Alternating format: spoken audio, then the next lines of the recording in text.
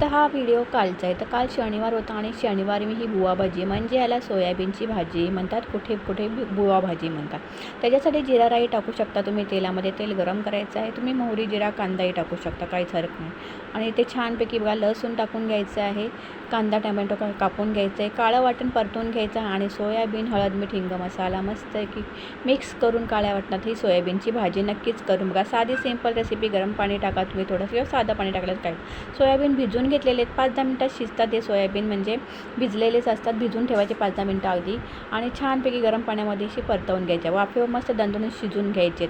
छान अगदी चिकन मटनसारखा व्हा मस्त की हा सोयाबीनची भाजी होते. म्हणजे सोयाबीन भाजीचा रस्सा घ्या तुम्ही, टिफिनला देऊ शकता, जेवणासाठी करू शकता. साधी सिंपल रेसिपी. आवडल्यास लाईक, शेअर, सबस्क्राईब.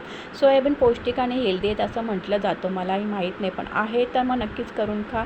कशी वाटली रेसिपी नक्कीच कमेंटमध्ये सांगा. आणि आपल्याला पौष्टिक जर भाज्या खायच्या तर सोयाबीन बेस्ट आहे, नक्कीच करून बघा. आवडल्यास नक्कीच कमेंटमध्ये सांगा. पुन्हा भेटू, तोपर्यंत बाय बाय.